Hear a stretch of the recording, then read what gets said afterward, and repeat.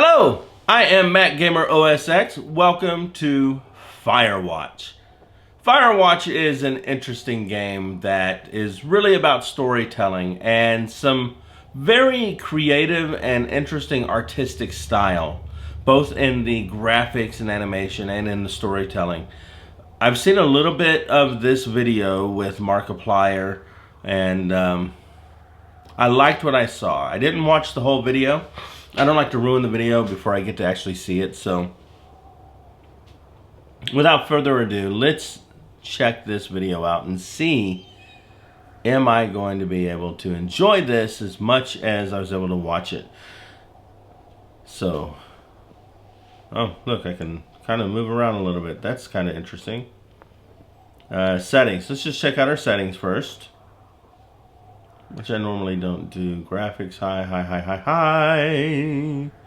And let's record all the way at 5K. Yes, very nice to be able to game at 5K. Controls, probably okay. General, display subtitles. You guys need to be able to see the subtitles. All right. I think we're good. All right. I'm really not 100% sure what to expect here, so let's just give it a try.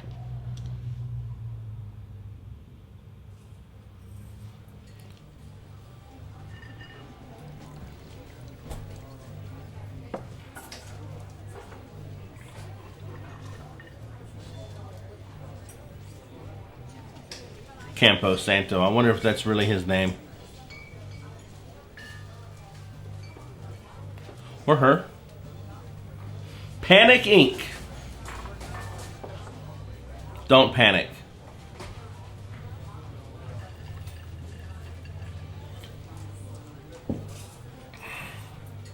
Boulder, Colorado, 1975. I was just 3 years old then.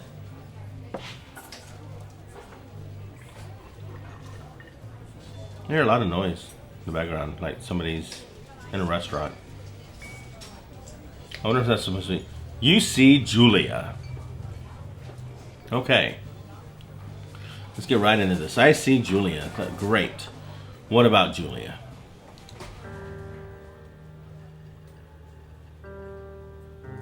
She's about your age, late 20s, laughing with well-dressed professors and grad students from nearby CU Boulder. You, Henry, are out drinking with your pals. You approach her. You are drunk.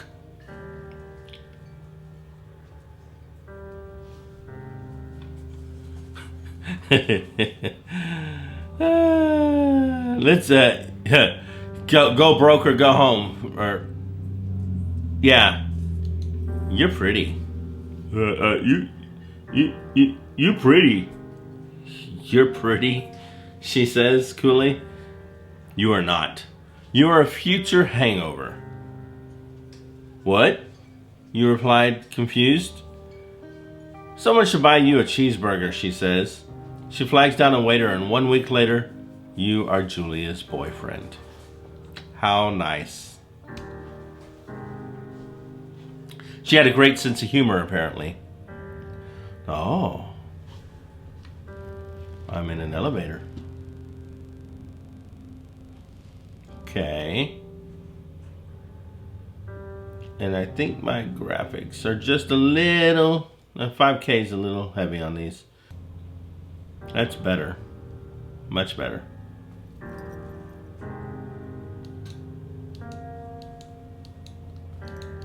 Let me out. Pick up a backpack.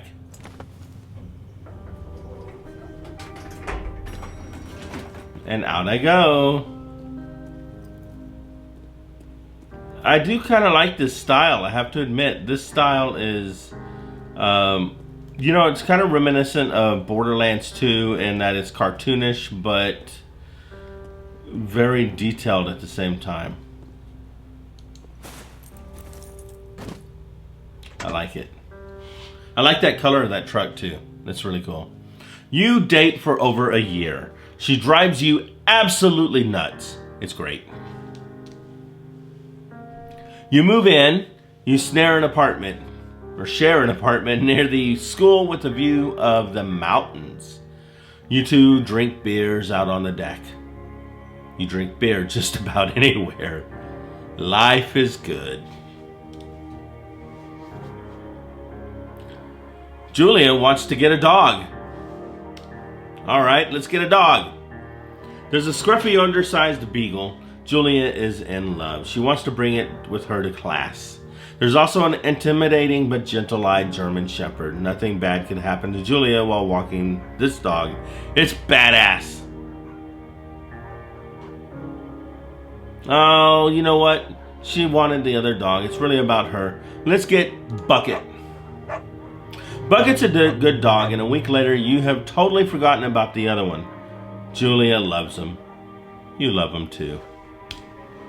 Oh, the sacrifices we go through. 1979. You talk out on the deck. It's summer, 9:30 p.m., and the heat still radiates off the high desert. What do you think about kids? She asks.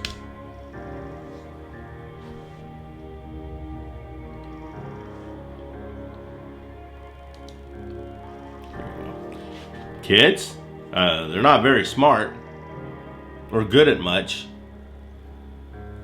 I'm saying if you and I have a couple of little idiots. Oh, that'd be pretty good. In that case, we should get married. Yeah, I would like that, you say. These kids are going to be screwed up enough. It's probably for the best that their parents are hitched. You say she's absolutely right. Look at there. Oh, looky here. I can control again. Where are we? We are at the Thoroughfare Trailhead. Alrighty. Let's go for a walk. I really do like this style. It's beautiful, gorgeous.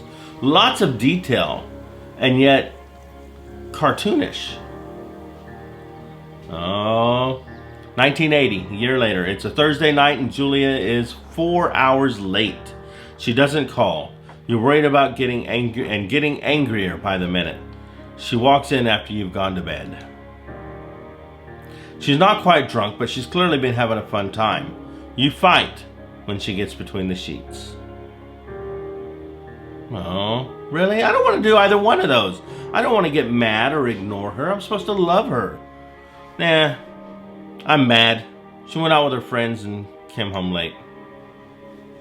You call her an inconsiderate asshole. No, I wouldn't. She tells you to fuck yourself and not to be such a baby. You call her selfish. She knows you mean it and it hurts her feelings. Oh, really? That's not good. 1981, Julia still likes to draw. She draws plants from her research. She draws all the places you go. She draws you. You pose and flex like He-Man, or you frolic like a Victorian Secret model. Let's do that, a Victoria's Secret model. Julia was right. You are very pretty.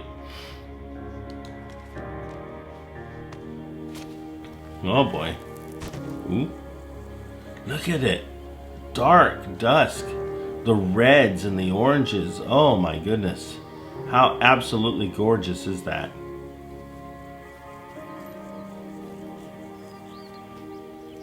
A lot of red though.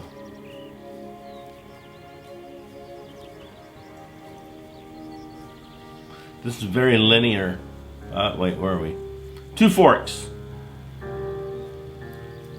8 miles. The fire, look at it.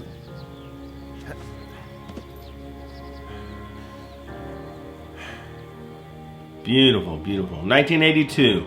During the summers, you and Julia enjoy walking Bucket at night. There's a festival in town. It brings folks from far away places. One of them tries to mug you with a knife. What? Bucket gets kicked. Fuck! Dog! Julia yells. She gets flustered and has trouble speaking when she is stressed. You confront the attacker. And you beat his goddamn face in. You goddamn right I do. Your arm gets cut up but you beat the guy to a pulp. You don't feel very tough. You cry your eyes out before the cops show up. Julia asks to take a different path from that day forward. You say okay. You don't want to go that way either. From then on, you walk by the river. 1984. Plans to have kids have gotten laid waste by work. And that's so the truth. Julia gets offered a job at Yale. Yale is in Connecticut, 2,000 miles away. It's a great job, associate department chair. She wants to move. You absolutely do not. You know, this sounds actually quite reminiscent to something recently, actually, when I got department chair, not associate, but department chair at ITT Technical Institute. And I actually was offered the job over in California too, but we chose to move to Texas to be close to family. Convince her not to take the job or agree if she commutes. I am a selfish prick. I'm gonna convince her not to take the job. She needs to stay here. You tell her that this means you won't have a family. She says that's bullshit. She's totally right. She asks if her taking jobs mean you won't come with her. You say yes. Again, bullshit. But she decides not to take it. Man! How crap. What the hell? I don't like your story, man. Julia is asked to leave Boulder on paid leave after having an episode. She lost it on a colleague for borrowing books that were important to her research. She didn't remember she had happily loaned them in just 2 days prior. She was found crying in a stairwell. You say that maybe you guys should talk about it, or you make macaroni and drink wine and try to forget about it. Yeah, you need to talk about it to someone about it. After seeing multiple doctors and having many tests, they are worried that Julia might be suffering from early onset dementia. She is only 41. You both decide to keep it a secret for now. Jeez. Goodness.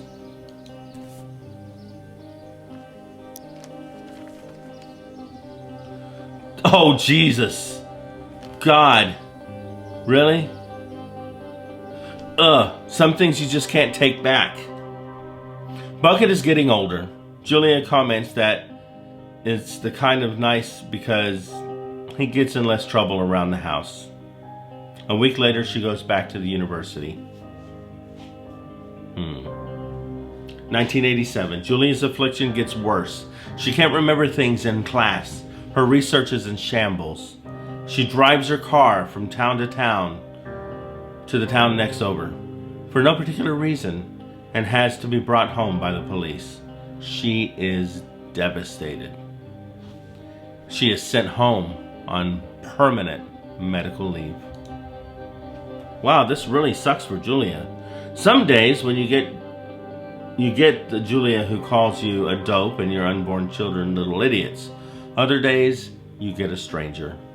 She pulls you into bed to make love. After 5 minutes, she goes into a panic, believing her dad is at the door.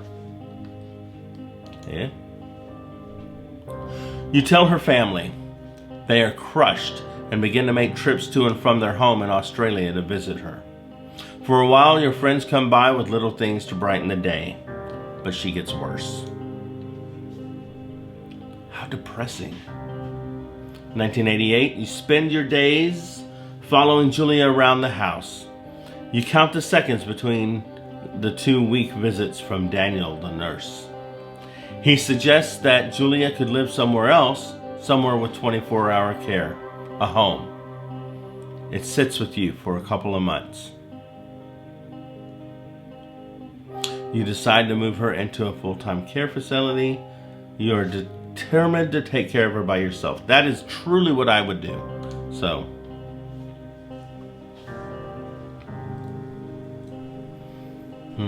keep going to this beautiful area, which I'm assuming I am going around after Julia dies, maybe, which is kind of sad, but it seems to be where it's kind of leading. Can I jump down there? No. It's all very linear. I like the soundtrack behind this. The music behind this is really nice. Making the subject of the video less daunting. Maybe a little more, It's impossibly hard. The worst is when you get mad at her, like when she tries to cook her own food. You can't do anything without her, and she can't do anything without you. When she goes to sleep, you stay up for a few hours, drinking on the deck, watching baseball in the summer, college basketball in the winter. Drinking then too.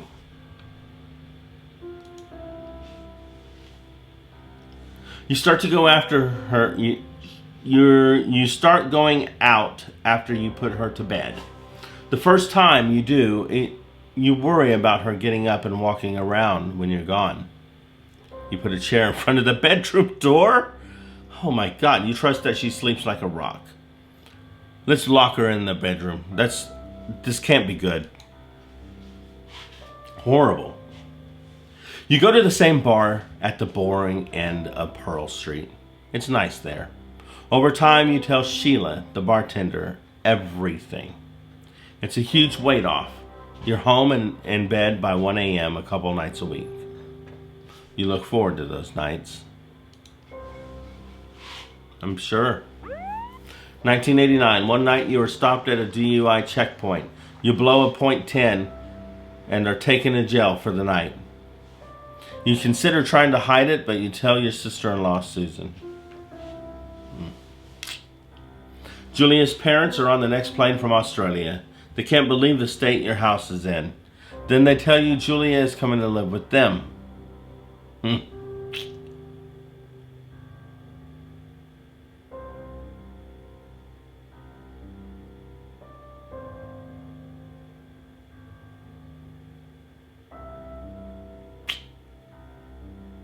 You don't argue. You say you'll visit soon. A few weeks go by. Summer is coming and you see an ad in the paper for a job. Can I get a job? You take it. You know, we did lose her income. But I have a feeling I'm on the job that I have just taken, possibly.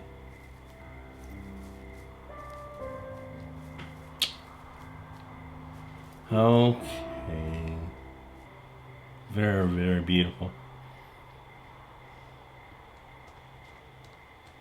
All right. Flowers.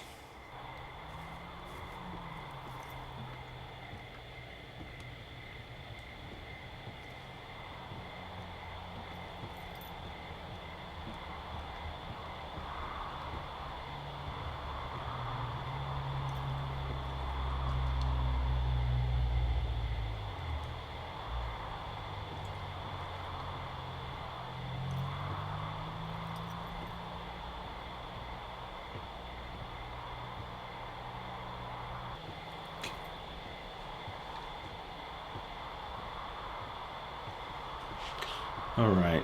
What a sad story, really. Oops. It really is a sad story. It was sad. I was sad just reading the story. Aha, here's the door. Shall we go in? Turn on the power. Hello, Two Forks Tower. Well, hello. Where are you coming from? Two Forks Tower, this is Thoroughfare Tower. Come in. All right, hold on.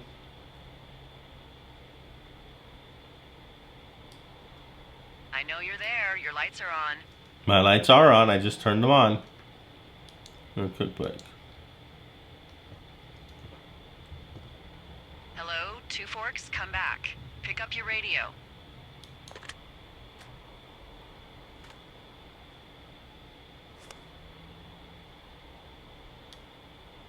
Oh, left shift.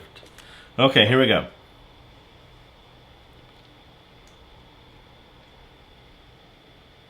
Aha. Hello? Whoever this is? It's Henry, right? Yeah. That's I'm me. Delilah. Yeah, that's what the guy said on the phone. So, I like. what's wrong with you? Excuse me? People take this job to get away from something. So, what's wrong? What's wrong with you? That's a I'm great idea. perceptive. Go ahead. Look, I just hiked for 2 days, so I don't really follow whatever it is you're doing right now. You take a stab at what's wrong with me. Fine, then can I sleep forever? Sure, buddy. Okay, now go ahead.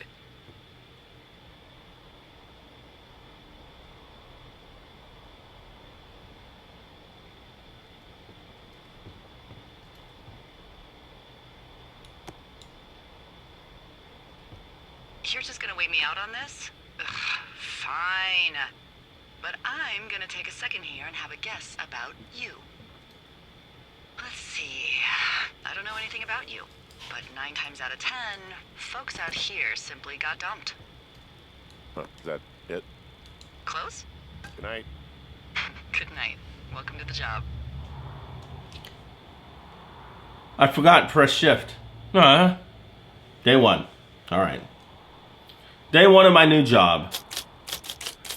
Guess I was getting away Good morning, from... Henry. Well, I guess good afternoon. You probably slept like a rock. Anyway, there's still a few hours of daylight to get some work in.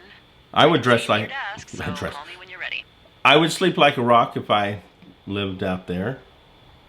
Absolutely.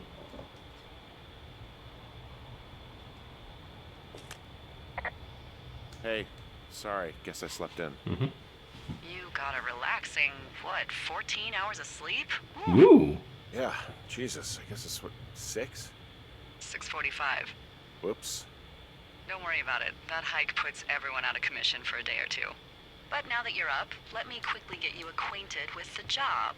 There's a thing in the middle of your room with a round map on it. Do you see it? Yes. Okay, yeah, I see it. This is the Osborne Firefinder, invented in 1914 by W.B. Osborne? You use this to spot, you guessed it, What the fuck? What is it? Nothing.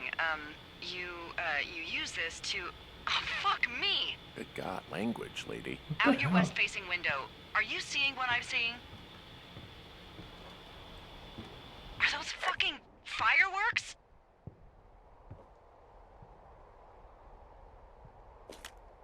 Whoa, that's not legal, right? No. You need to get down there right now and stop them. Fire danger is through the fucking roof. Is that really my job? Your job is whatever I say it is. Look, the closest ranger is like 2 days away. Go down there and set him straight.